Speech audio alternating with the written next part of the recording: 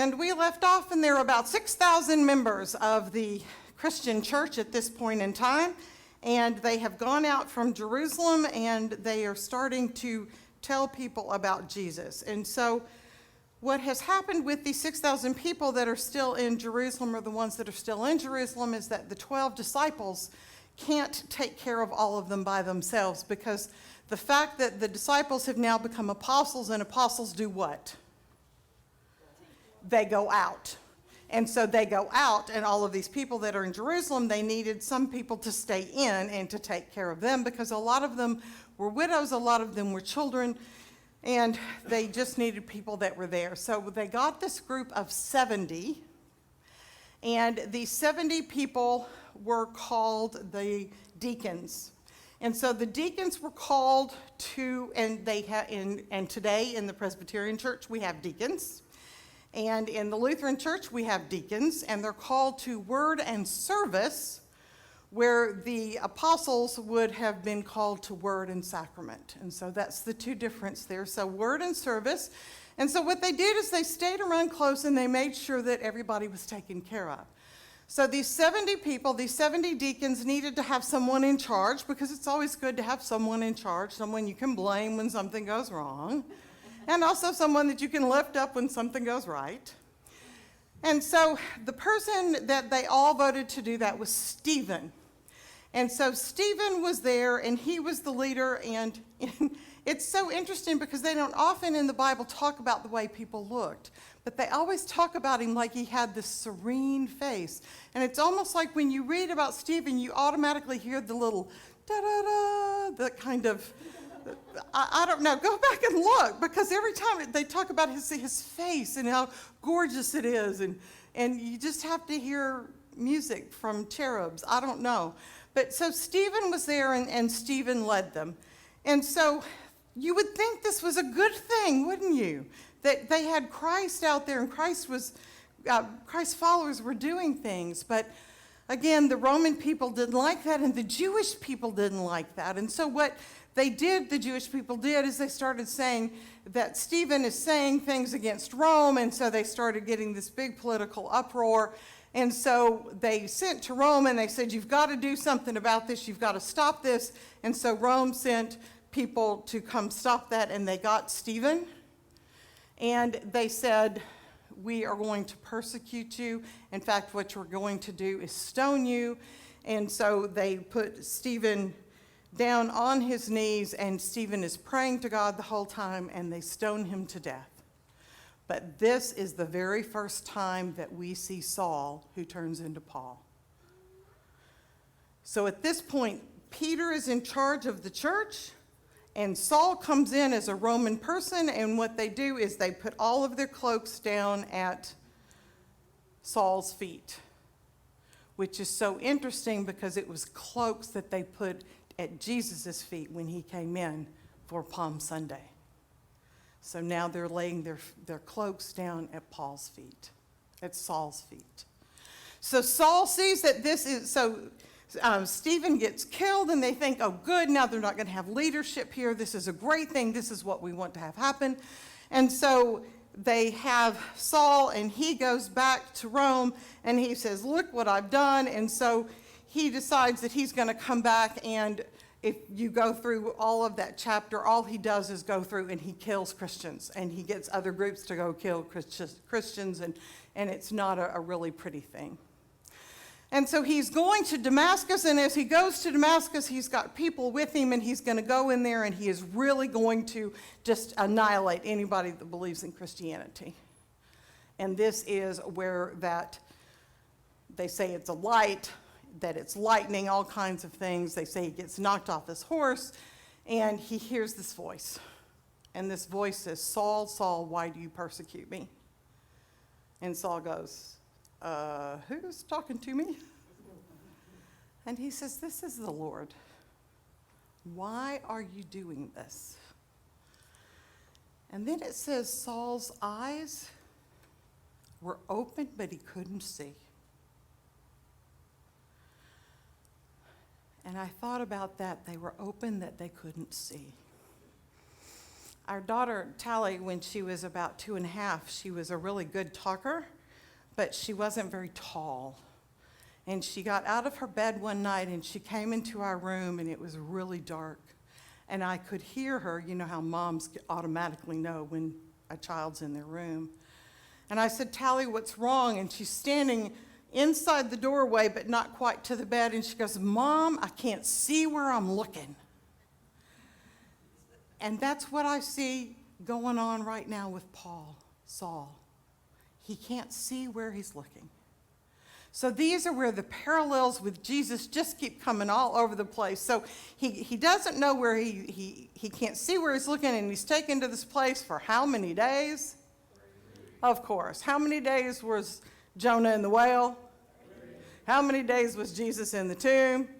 How many days did we have Saul, where he couldn't see? Imagine that. So he doesn't know what's going on, and he doesn't eat, he doesn't sleep. And then what we have is Jesus going to Ananias, and saying, I need you to go. And Ananias is like, wait a minute, have you heard about this guy? If I even say your name, he's going to kill me.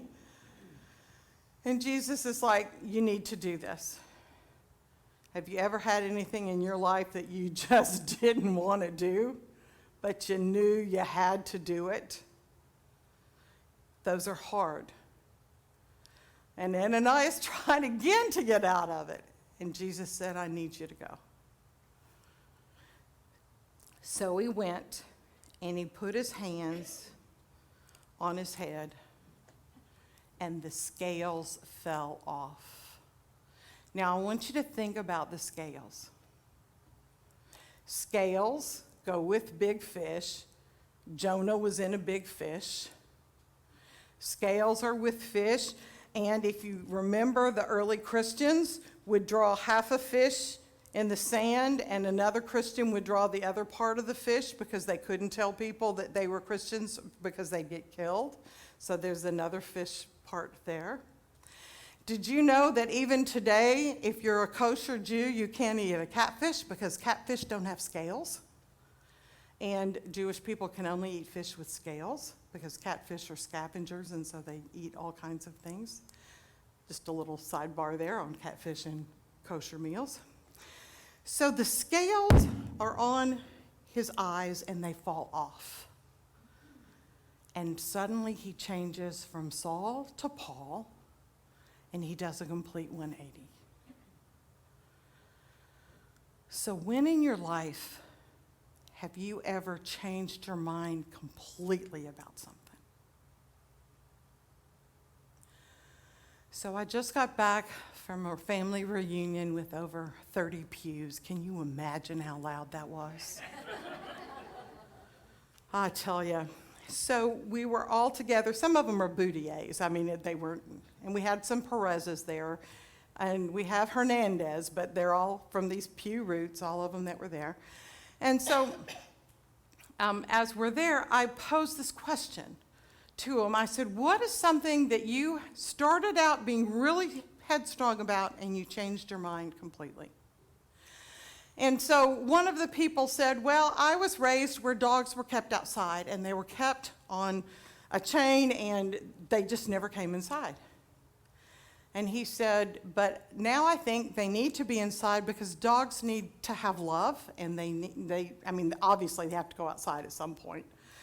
And I said, well, what changed your mind? And he said, well, what changed my mind was I had a dog that we kept outside, and that was the meanest dog that I ever had. And the dog didn't start out that way.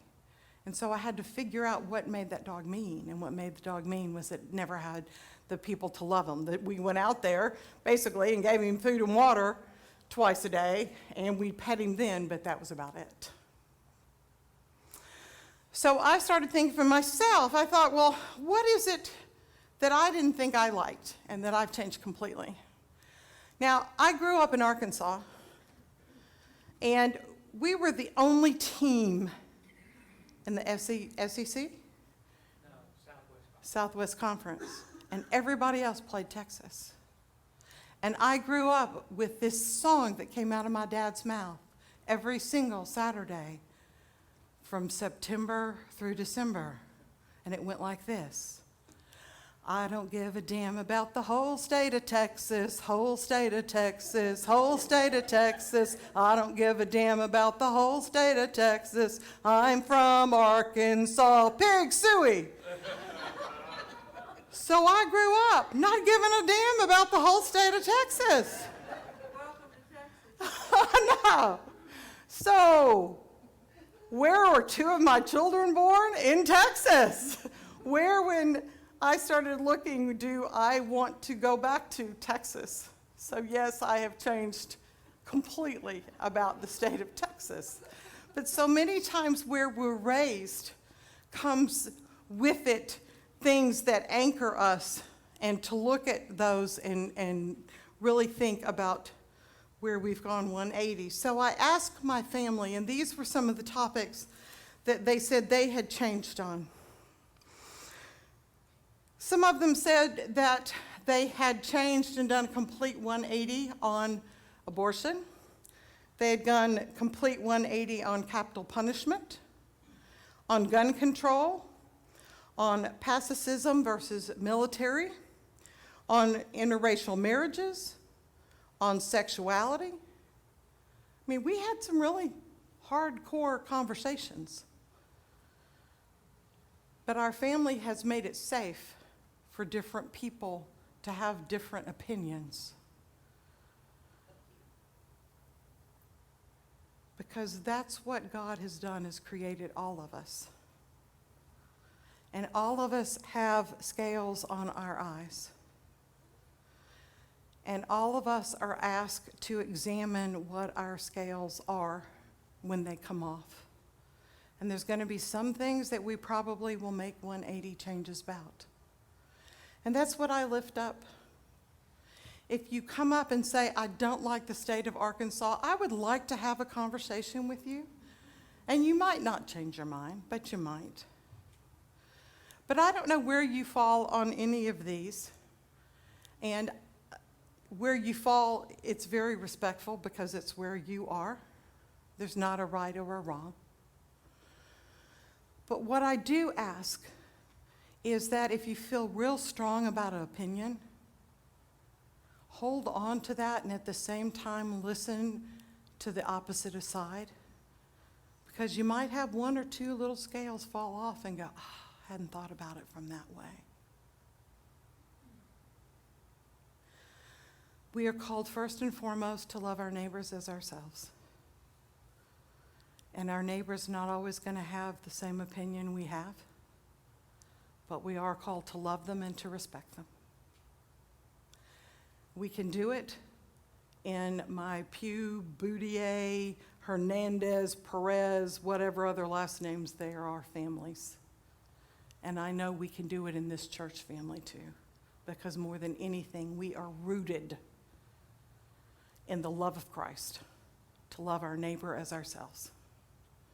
And all God's people say, amen.